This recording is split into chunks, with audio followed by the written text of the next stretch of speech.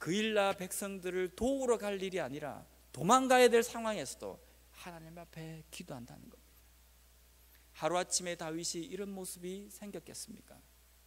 다윗은 기도의 사람입니다. 보세요. 다윗의 직업은 목동이었습니다. 그가 눈을 떠서 만나는 사람은 양이고, 같이 밥 먹는 사람도 양입니다. 같이 웃고 같이 우는 사람도 양입니다. 맨날 보는 사람은 양군과 양양입니다. 그 매일 보는 그 양들과 무슨 말씀을 적용하며 무슨 어떤 어려움이 생길 것이며 어떠한 굴곡이 있을 거며 어떠한 것을 판단할 경우가 생기겠습니까? 맨날 보는 사람, 맨날 느끼고 맨날 부딪히는 사람인데, 그런데 다윗은 매일같이 하나님 앞에 기도합니다. 매일같이 하나님 말씀을 묵상합니다. 그러기 때문에 골리앗 앞에서도 그러한 결정을 할 수 있었던 겁니다. 그러한 사람이었기 때문에, 기도의 사람이었기 때문에, 매일매일 삶 속에 기도하는 사람이었기 때문에 나단이 그의 죄를 지적했을 때에 한 칼에 그 나단을 죽일 수 있는 문제지만 나단의 그 소리를 하나님의 소리로 들을 수 있었던 겁니다. 기도의 사람이었기 때문에 그는 상황을 분별할 수 있는 분별력을 가질 수 있었다는 겁니다. 기도의 사람이었기 때문에, 평소 때 그렇게 훈련이 되어 있었기 때문에 그일라 백성들이 공격을 받았다라고 이야기할 때 반사적으로 하나님 앞에 기도할 수 있었다는 겁니다. 기도의 사람이십니까? 평소 때 훈련을 잘 하고 계십니까? 기도는 어려울 때만 끄집어내서 하고 그 문제가 해결이 되면 저 장롱 밑에 숨겨놓는 그러한 것이 아닙니다. 기도는 오늘도 끄집어내고, 지금도 끄집어내고, 잠시 뒤에도 끄집어내고, 내일도 끄집어내야 돼. 항상 우리 곁에 두고 마치 내가 항상 소지해야 될 소지품을 들고 다니는 그러한 것처럼 가까이 하고 있어야 할 게 기도라는 겁니다. 기도의 훈련이 되어 있어야지만이 골리앗 앞에서도 내가 서야 되겠다는 판단을 할 수 있는 겁니다. 기도의 훈련이 되어 있어야 압살롬에게 쫓길 때에도, 나단 선지자가 자신의 죄를 지적할 때에도 그것이 하나님의 음성이고 하나님의 뜻이 어디에 있는지를 분별할 수 있게 된다는 겁니다. 평소 때는 우리가 전혀 기도에 대해서 생각을 하고 있지 않다가 어떤 어려운 문제가 생길 때에 불이 나게 하나님 앞에 기도합니다. 그리고 하나님 앞에, 하나님, 이것을 내가 어떻게 해야 합니까? 라고 기도합니다. 그런데 하나님께서 응답을 조금만 더디주시면 왜 이러십니까? 저만 싫어하십니까? 제가 그렇게 밉습니까? 내가 하나님 앞에 뭘 못한 게 있다고 저에게 이렇게 응답을 더디 주십니까? 우리는 그렇게 기도합니다. 그렇게 원망을 퍼붓습니다. 우리가 평소 때 기도에 대해서, 하나님에 대해서 어떻게 생각했는지에 대해서는 전혀 고려의 대상이 되고 있지 않다는 겁니다. 다윗은 그 기도의 응답대로 그일라 백성들을 치러 갑니다.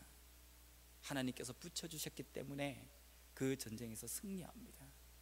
그일라 백성들은 이 다윗을 환영합니다. 자, 이 상황이 되면 우리는 어떤 머리를 쓰겠습니까? 누가 봐도 이 그일라를 중심으로 해서 이제 세력을 점점 확산시켜 가지고 사울을 치면 됩니다. 그렇지 않습니까? 그일라 백성들을 도와줬기 때문에 이 사람들의 마음을 한순간에 확 사게 된 겁니다. 그래서 이 사람들은 정말 자기들의 편입니다. 그래서 여기를 중심으로 해서 세력을 확장시켜 나가면 됩니다.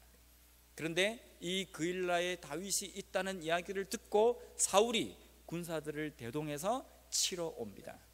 그럴 때에 다윗이 한 행동은 10절 말씀에 보면, 다윗이 이르되 이스라엘 하나님 여호와여, 사울이 나 때문에 이 성읍을 멸하려고 그일라로 내려오기를 꾀한담을 주의 종이 분명히 들었나이다. 이 말들은 무슨 이야기입니까? 사울이 치러 온다는 이야기를 듣자마자 다윗이 한 행동은 기도합니다. 하나님, 사울이 나를 치러 옵니다.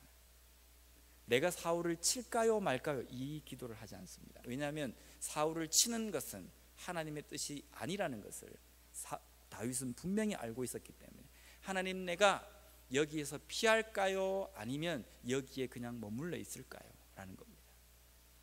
여러분, 이 다윗의 이 기도를 가만히 들어보면 다윗이 좀 지혜가 부족한 것 같습니다. 왜냐하면 좀 똑똑한 사람이라고 한다면 그일라 백성들을 모으고 여차여차하고 이차저차 해서 내가 다윗에게, 사울에게 전혀 싫은 일을 안 했는데 사울이 나를 이렇게 한다.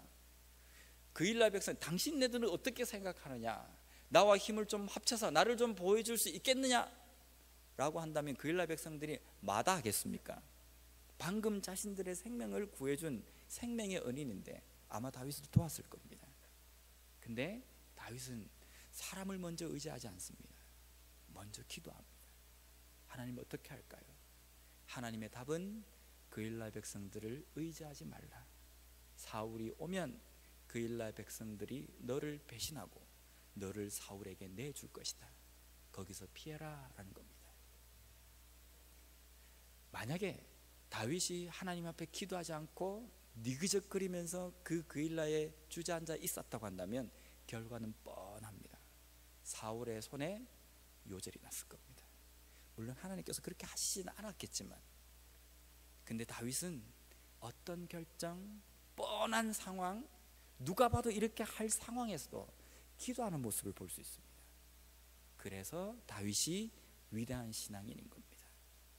골리앗 앞에 섰기 때문에, 왕이 되었기 때문에, 왕이 돼서 전쟁 때마다 승리했기 때문에 다윗이 위대한 인물이 아니라 무슨 문제가 생겨도 하나님 앞에 기도한 사람이었기 때문입니다. 무슨 문제가 생겨도 하나님 앞에 회개의 기도를 한 사람이었기 때문입니다. 어려운 상황이 닥친다 할지라도 하나님이 볼 수 있는 눈이 열린 사람이었습니다. 곤란한 상황이 닥친다 할지라도 그 가운데서도 하나님의 뜻을 볼 수 있는 눈이 열린 사람이었습니다. 무엇 때문에요? 하나님과 대화하는 그 대화에 기도라는 그 관이 항상 깨끗하게 청소가 되어져 있고 계속적으로 하나님과 소통하는 그 소통의 관이 열려 있었기 때문입니다. 우리는 우리의 삶이 이 땅 가운데서 좀 더 복받고 좀 더 위대하고 좀 더 평탄하고 좀 더 좋은 쪽으로 우리의 삶이 되기를 원합니다. 그렇게 되기를 원한다고 한다면 우리는 그만큼 신앙에 투자를 해야 합니다. 하나님 앞에 그만큼 시간을 들여야 합니다. 하나님 앞에 그만큼 나의 힘을 들여야 합니다. 하나님 앞에 그만큼 나의 무언가를 들여야 합니다. 그래야 위기의 순간에도 반사적으로 우리가 신앙적인 판단을 할 수 있다는 겁니다. 우리의 몸은 기억하고 있습니다. 평소 때 내가 어떻게 기도하고 어떻게 하나님을 생각했는지 우리의 몸은 기억하고 있습니다. 우리의 생각은 기억하고 있습니다. 평소 때 하나님을 얼마만큼 생각하고 얼마만큼 하나님 앞에 대화하는 훈련이 되어 있는지 우리의 몸은, 우리의 생각은 그대로 기억합니다. 그래서 위기의 순간에 그대로 반사적으로 결과물이 나오게 된다는 겁니다. 오늘 마리아 성교회에서 헌신 예배를 하나님께 드립니다. 다른 헌신이 있겠습니까? 우리가 하나님 앞에 드릴 수 있는 것은 내 생명, 내 시간, 나의 무엇 아닙니다. 전부를 헌신해야 합니다. 나는 물질을 헌신하겠습니다. 아닙니다. 전부를 헌신해야 합니다. 전부를 헌신하는데 기도도 들어있습니다. 하나님, 내가 하나님 앞에 전부 시간, 물질 모든 것 그것을 드리며 하나님과 대화하고 하나님과 소통하는 데에 내 시간을 쏟겠습니다. 이 각오와 결단이 있었으면 좋겠습니다. 위대한 신앙인은, 믿음의 위대한 힘은 아무 때나 나타나지 않습니다. 아무에게나 기적이 일어나지 않습니다. 기적은 훈련되어지고 준비되어진 삶 속에 일어납니다. 나는 과연 훈련되어진 사람인가? 나는 기도로 온전히 준비되어진 사람인가? 준비되어져 있다고 한다면 언젠가 하나님의 기적이 일어날 것입니다. 언젠가 하나님께서 그 훈련을 통해서 하나님의 열매를 딸 수 있도록 우리의 삶에서 멋지게 결과물을 주실 것입니다. 그러한 것을 믿고 온전히 하나님과 소통하는 그 관을 매일매일 준비함으로 말미암아 다윗과 같은 위대한 기적의 주인공이 되시는 우리 마리아 성교회, 또 저, 우리 여기 계신 모든 하나님의 백성들이 되시길 원합니다. 기도하겠습니다. 하나님 감사합니다.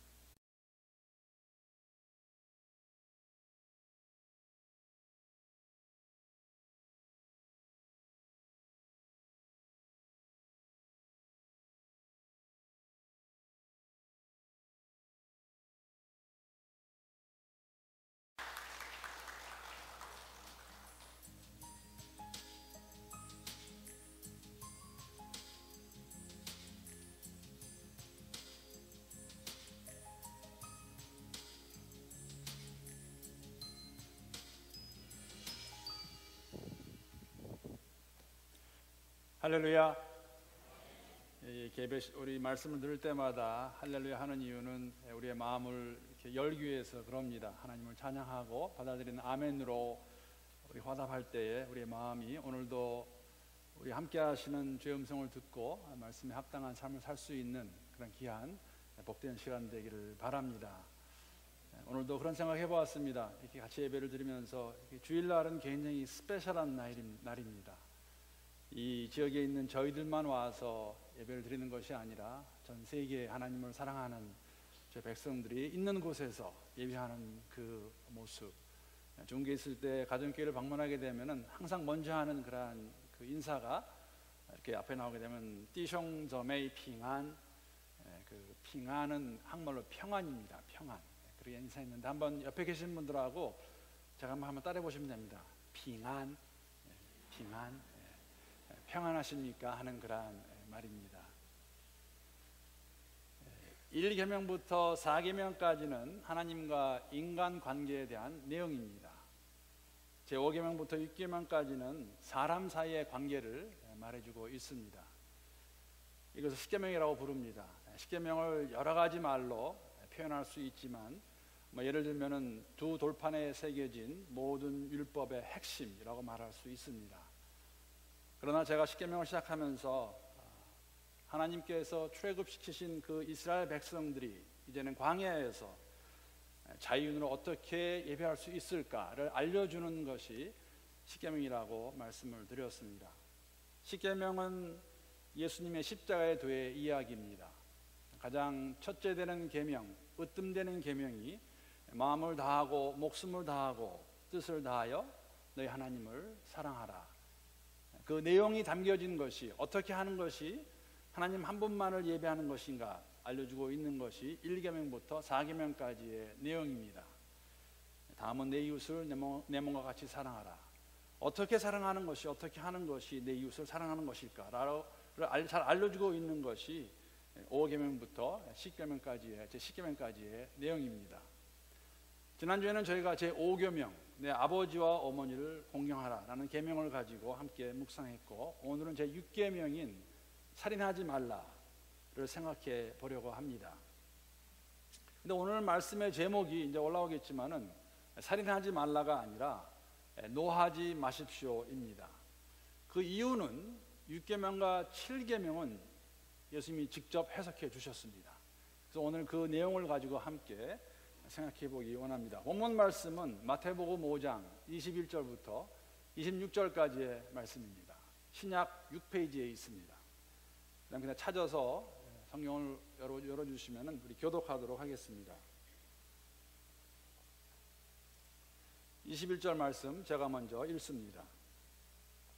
옛 사람에게 말한 바 살인하지 말라. 누구든지 살인하면 심판을 받게 되리라 하였다는 것을 너희가 들었으나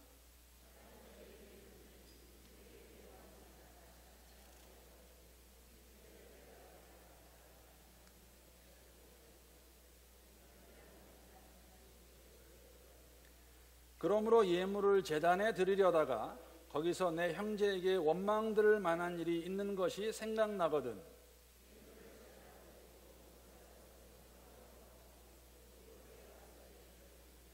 너를 고발하는 자와 함께 길에 있을 때 급히 사화하라.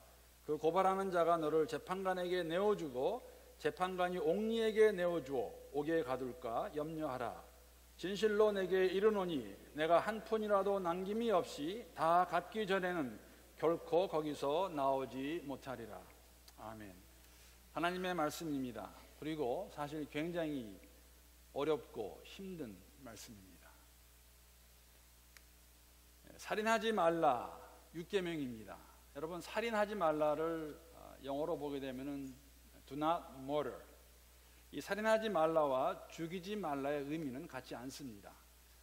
kill, 그렇게 나오는데, 왜냐하면 구약에 보게 되면 하나님께서 우상으로 가득한 이방 민족을 이스라엘 백성들이 칠 때에 그 민족의 남녀노소를 다 죽이라고 명령하십니다.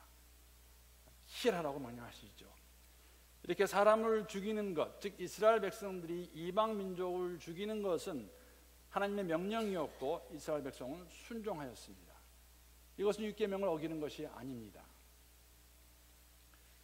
물론 이런 진멸을 명령하신 하나님을 생각할 때 우리의 마음 가운데 이런 이미지 가질 수 있습니다.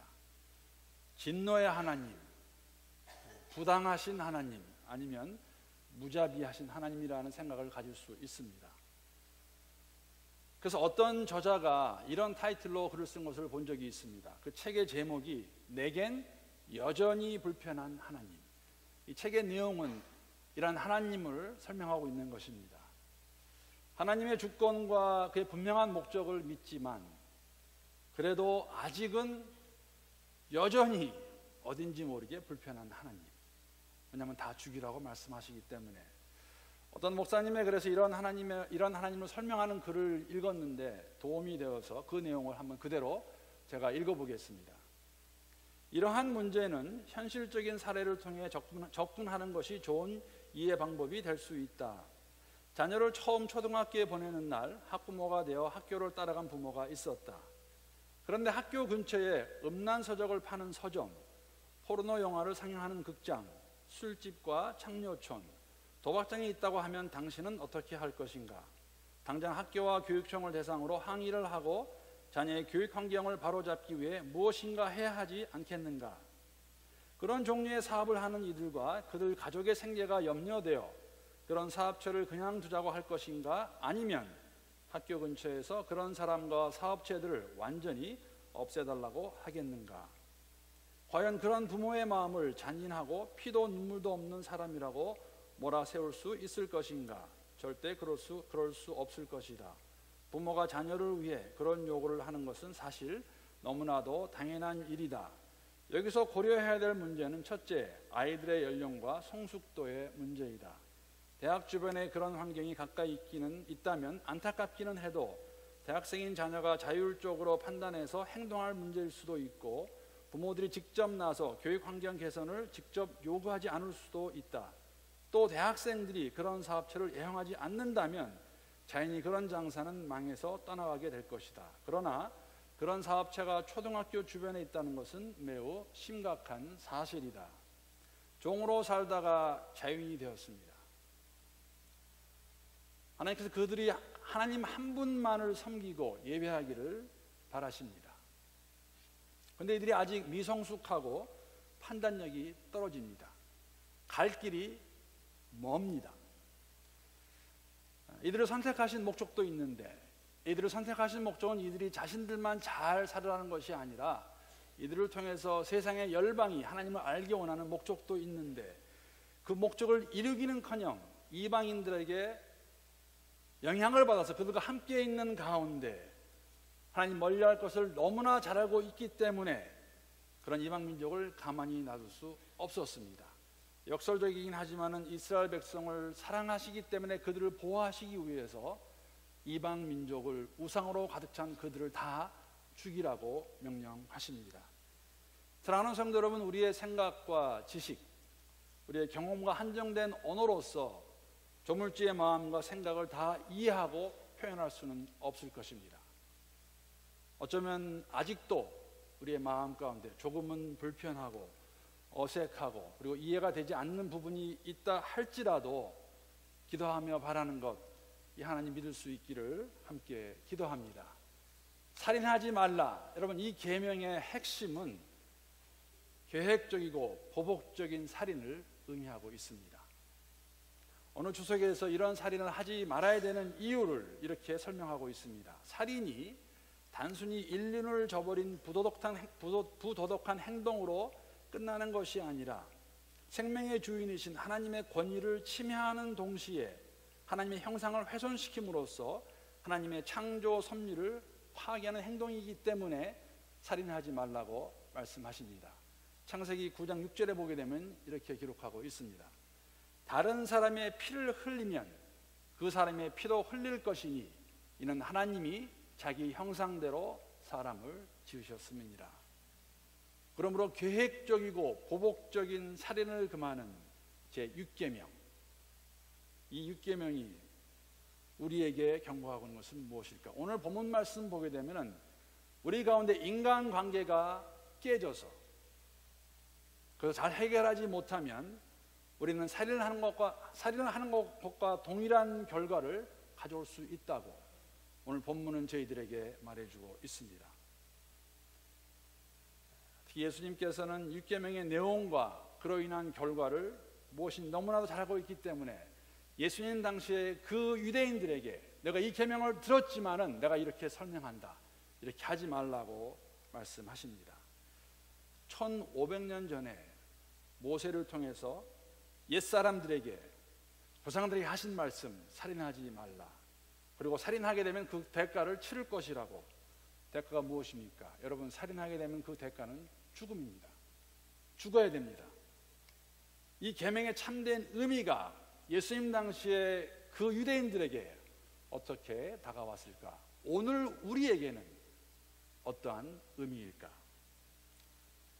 20절 말씀 보게 되면은 처음에 말씀드린 것 같이 굉장히 어려운 말씀이 기록되어 있습니다. 우리 한 목소리로 다시 한번 읽어보겠습니다. 시작.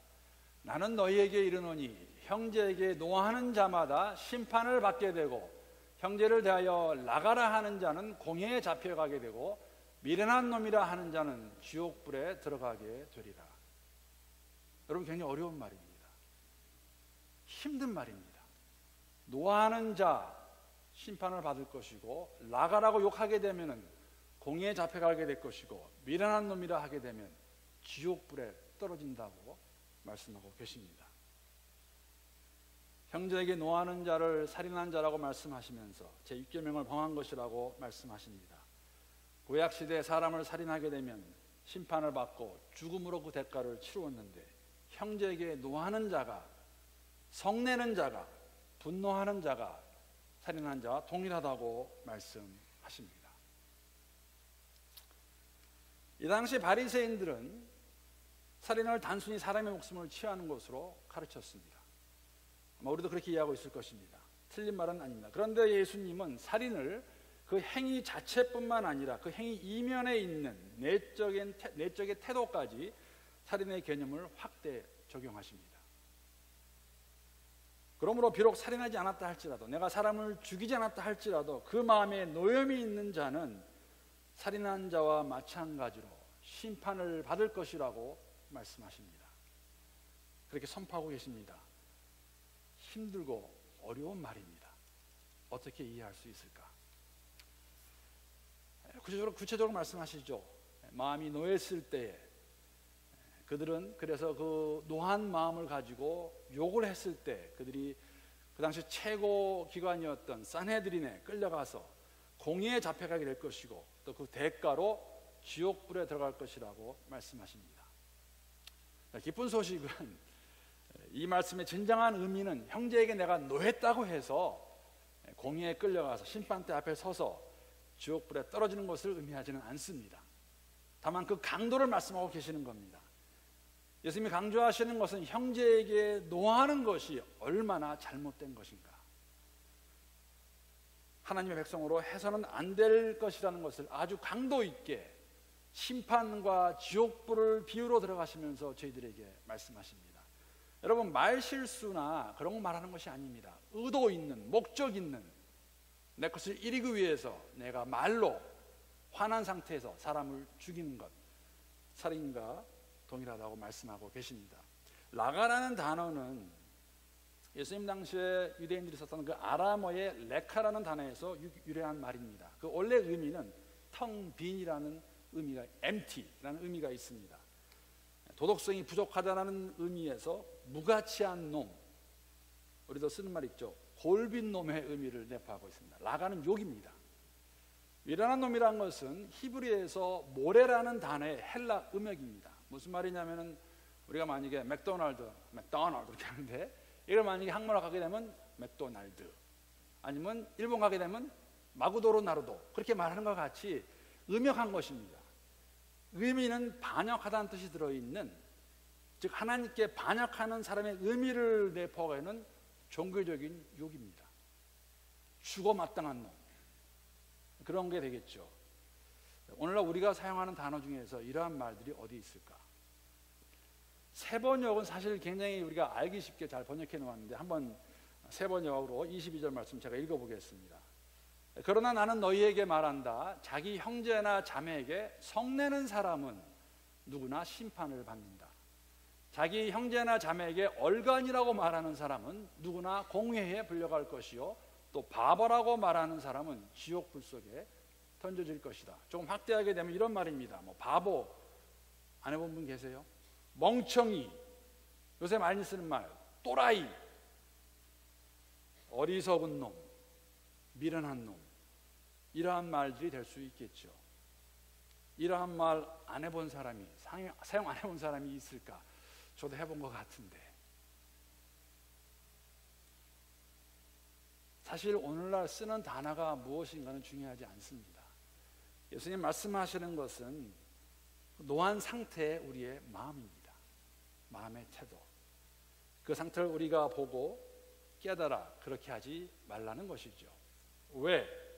이러한 마음을 품는 것과 형제에게 노하는 마음을 품는 것과 계획적이고 보복하기 위해 살인하는 것이 동일하기 때문에, 물론 사람의 눈에는 똑같이 보이지 않을 것입니다. 누구를 죽이는 것과 욕하는 것이 동일하겠습니다. 그러나 하나님의 눈으로 보게 되면, 하나님 보시기에는 크게 다르지 않다고 그렇게 말하고 있습니다. 특히 하나님을 안다고 믿는다 고백하는 우리들이 해서는 안 될 말, 가져야 하지 않는 마음이 이것이기 때문에. 왜? 요한일서 3장 15절에 보면 이렇게 사도 요한이 기록하고 있습니다. 그 형제를 미워하는 자마다 살인하는 자니, 살인하는 자마다 영생이 그 속에 거하지 아니하는 것을 너희가 아는 바라. 형제 자매를 미워하게 되면 여러분 살인하는 것이라고 말하고 있습니다. 영생이 있다는 여러분과 제가 형제를 미워할 수는 없습니다. 왜? 그것은 살인과 동일할 수 있기 때문에. 우리가 누군가를 미워하고 성내는 마음이 있으면 화를 내게 될 것입니다. 오늘 본문에는 화내는 모습을 입으로, 말로 표현하고 있어요. 왜? 우리의 혀가 컨트롤이 안 되기 때문에. 왜 컨트롤이 안 됩니까? 왜 컨트롤해야 됩니까? 여러분, 야고보서 1장 19절 20절 보게 되면 화내는 것이 얼마나 하나님보다 합당하지 않은 것인지 저희들에게 말해주고 있습니다. 사랑하는 형제 자매 여러분 이것을 알아두십시오. 누구든지 듣기는 빨리 하고 말하기는 더디하고 노하기도 더디하십시오. 노하는 사람은 하나님의 의를 이루지 못하기 때문입니다. 분노를 내는 사람은, 성을 내는 사람은, 화를 내는 사람은 하나님의 의를 이루지 못한다고 말하고 있습니다. 이런 사람 직접 하나님께서 예수님 말씀하신 심판을 받을 것이고, 그 노함을 컨트롤하지 못해서 욕을 하게 되면은 공의에 잡혀가게 될 것이고, 또한 지옥불에 떨어질 것이라고 말하고 있습니다. 무서운 경고의 말씀입니다. 살인을 하는 것과 우리의 화, 분노를 조정하지 못해서, 다스리지 못해서 우리의 입을 가지고 하나님 형상대로 지음받은 자들을 욕한다면 그 욕하는 그 모습의 그 뿌리와 살인하는 자의 그 뿌리가, 마음의 뿌리가 같기 때문에, 그러기에 우리가 우리의 혀를 가지고 얼마나 조심해야 할까?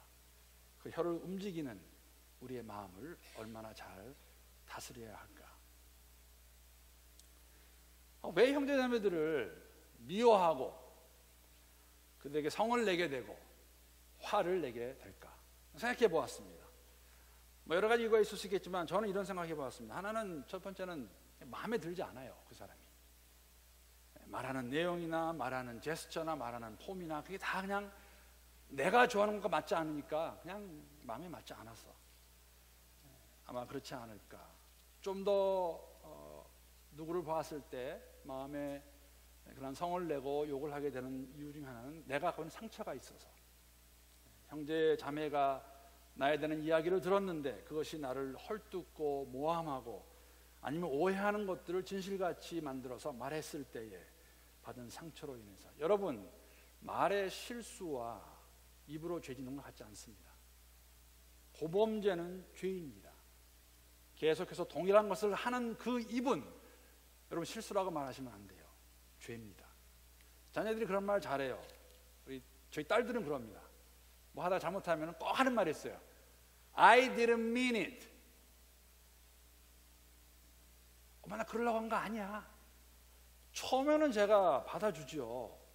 근데 동일한 것을 똑같이 하고 또 와서 I didn't mean it 그러면 여러분 그걸 어떻게 받아들이겠어요? 아니요, 그거는 죄예요. 잘못해서 알았고 가르쳐 주었고 아니라고 말했는데 그것을 알면서도 또 하는 것, 그러한 마음의 상태를 가지고 내가 말한 것 가지고 나는 그런 의미가 아니었는데, 여러분, 아닌 건 아닌 거고 죄는 죄고, 오늘 말씀에 그러한 마음, 그러한 태도, 형제에게 분하는 마음, 내 입으로 욕하는 것은 살인과 동일하다고 저희들에게 말씀해 주고 있습니다. 어떻게 받으시겠어요? 아니라고 받으시겠어요? 아니죠. 어떤 사람은 누구를 미워할 때, 이렇게 분할 때 그런 것도 있더라고요. 그냥 싫어서.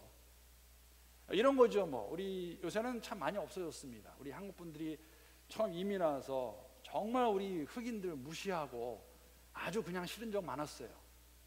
저도 그런 경험 해봤는데, 요새는 한국 가게 되면은 그런 얘기 종종 듣습니다.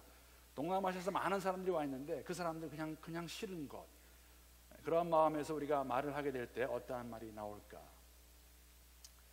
형제에게 미워하는 마음을 가지고, 분하는 마음을 가지고 가장 쉽게 지는 살인의 죄가 있다면 그 살인의 죄는 대부분 말로 할 것입니다. 오늘 본문의 라가, 미련한 놈, 다 말로 하는 것들입니다. 왜 말로 짓게 될까? 야고보 3장 8절에 보게 되면 그 이유를 저희들에게 잘 보여주고 있습니다. 혀는 능히 길들일 사람이 없나니 쉬지 아니하는 악이요 죽이는 독이 가득한 것이라. 혀만큼 우리가 조정하기가 어려운 것이 없습니다. 더군다나 혀에는 이 악이 가득 차 있고 독이 가득하다고 저희들에게 말씀해주고 있습니다. 우리 가운데 이 혀를 길들이기가 쉽지 않다는 것을 부인할 수 있는, 아니라고 말할 수 있는 분이 얼마나 있을까? 언젠가 제가 읽은 이런 글이 있었습니다. 한번 제가 읽어보겠습니다. 나는 치명적인 타격을 가할 수 있는 힘과 기술을 가지고 있다. 나는 죽이지 않고도 승리할 수 있다. 나는 가정과 교회와 국가를 파괴한다. 나는 수많은 사람의 인생을 파괴하였다. 나는 바람의 날개를 타고 여행한다. 아무리 순결한 사람도 내게는 무력하며 아무리 정갈한 사람도 내게는 무력하다. 나는 진리와 정의와 사랑을 경멸한다. 나는 나의 희생자를 전 역사와 전 세계에 갖고 있다. 나는 바다의 모래보다 더 많은 나의 노예를 거느린다. 나는 결코 망각하지 않으며 결코 용서하지 않는다. 내 이름은 중상모략이다. 혀가 가지고 있는 가공할 만한 힘입니다. 인생을 송두리째 망가뜨릴 수 있고 교회도 국가도 다 무너뜨릴 수 있습니다. 이 혀를 다스릴 수 있어야 라가라고, 미련한 놈이라고, 혀를 다스리기 전에 우리의 마음을 다스릴 수 있어야 가식하지 않고 외식하지 않고 주님 주시는 경고의 말씀을 듣고 행할 수 있을 텐데, 이 아침에 우리의 혀를 한번 생각해 볼 수 있는 그런 시간이 되면 좋겠습니다. 잠언 말씀 보게 되면 이런 말씀이 있습니다. 잠언 12장 18절에 보게 되면 함부로 말하는 사람의 말은 비수 같아도 지혜로운 사람의 말은 아픈 곳을 낫게 하는 약이다. 혀를 가지고 사람을 죽일 수도 있고 사람을 살릴 수도 있습니다. 내 혀를 가지고 상처를 줄 수도 있고 상처를 어루만져 줄 수도 있고 싸매 줄 수도 있습니다. 이러한 하나님을 경외하는 자의 혀인지 아니면 휘젓고 쪼개어서 상처를 드러내고 상처를 주는 혀인지, 그러한 혀라면은 살인하는 자와 같다고 오늘 본문은 저희들에게 말씀해 주십니다. 여러분, 그런데 여기서 끝나지 않습니다. 내 혀를 잘 다스리는 것에서 끝나지 않아요. 오늘 본문 말씀은 혀로 죄를 짓지 않는, 내 입으로 내 말로 욕으로 죄를 짓지 않는 정도가 아니라 그렇게 지은 죄가 생각이 나면 여러분 가서 화목하라고 말씀하십니다. 말 안 하는 거 어쩌면 쉬울지 몰라요. 어떤 면에서는 가서 화목하는 것에 비교한다면 십자가의 도입니다. 수직적인 하나님과의 관계에서 우리가 열심을 내고 그 관계를 발전시키고 더 친밀하겠지만 그것이 다가 아닙니다. 수평적으로 이웃들과 형제 자매들과 화목하셔야 돼요. 오늘 본문에 나오는 예물은 내 죄의 속죄를 위한 희생 제물을 말하고 있고, 이 제단은 성전 안에 있던 그 번제단을 이야기합니다. 여러분, 죄를 지으면 예수님 당시에 이스라엘 백성들은 그 제물을 잡아가지고 성전에서 드려야 됐었어요. 제물을 드리다가 예배를 하다가 생각이 나는 거예요. 맞아, 내가 그 사람하고 지금 이런 어려움이 있지. 그러면 그걸 그대로 놔두고 가서 먼저 화해하고 와서 예배 드리라는 것입니다. 마음에 이런 문제가 있는데 그것을 무시하고 하게 되면 그것은 행위로만 하는 가식적이고 외식적인 것이라고, 무의미하다고, 하나님 받지 않으신다고 그렇게 저희들에게 말씀하십니다. 형제 자매 간에 화해 없이, 화목 없이 종교적으로, 의식적으로, 외형으로 하는 그러한 제사, 예배, 하나님 받지 않겠다고 말씀하십니다. 이것이 십자가의 도입니다. 수직적으로 하나님과의 관계도 중요하지만 가장 중요하겠지요. 그러나 수평적으로 우리 이익과의 관계, 내 형제 자매의 관계, 그와 못지않게 중요합니다. 여러분, 만약에 그 화목이 되지 않으면 뭐라고 말씀하신지 아세요? 오늘 본문에 나와 있어요. 26절 말씀. 진실로 내게 이르노니 내가 한 푼이라도 남김이 없이 다 갚기 전에는 결코 거기서 나오지 못하리라. 25절을 보게 되면 이곳은 감옥입니다. 비유로 말씀하시는 것이죠. 한 가지 흥미로운 것은 여기서 한 푼이라는 그 의미는 예수님 당시 장정 한 사람이 하루 종일 일했을 때 받는 하루 품삯의 65분의 1에 해당되는 한 푼이에요. 정말 보잘것없는 한 푼입니다. 여러분, 예수님께서 비유로 말씀하십니다. 하나님의 은혜를 설명하실 때에는 하나님의 은혜는 주인이 이 갚지 못한 종을 탕감해 주죠. 얼마만큼? 1만 달란트입니다. 1만 달란트는 그냥 가장 쉬운 예로 우주와 같이 큰 돈이에요. 평생에도 못 보실 돈입니다. 평생이 뭡니까? 100데나리온은 사람 간에 받은 그 빚진 100데나리온은 정말 아무것도 아닌 것이에요. 하나님 은혜를 설명하실 때는 1만 달란트와 100데나리온을 하시는데, 사람 간에 깨진 상태를 말할 때에는 하루 품삯의 65분의 1 정도, 한 푼이라도 있다면 그것을 갚으라고 말씀하세요. 화목하라고 말씀하십니다. 안 그러면은 감옥에 들어갈 것이고, 감옥에 들어가서 그걸 다 갚기까지는 나오지 못할 것이라고 말씀하세요. 비유입니다. 그러나 이것은 사실 하나님 앞에 갔을 때 우리가 할 말이 없다는 겁니다. 하나님을 사랑한다고 말하면서 눈에 보이는 형제자매와의 그 아픈 어려운 관계, 깨진 관계를 그냥 남몰라라 하고 종교적으로만 하나님을 사랑한다 하면은 그 행위는 아무런 의미가 없다는 것입니다. 오늘 본문이 저희들에게 말씀해 주고 계십니다. 이웃과 화목할 수 있기를 기도합니다.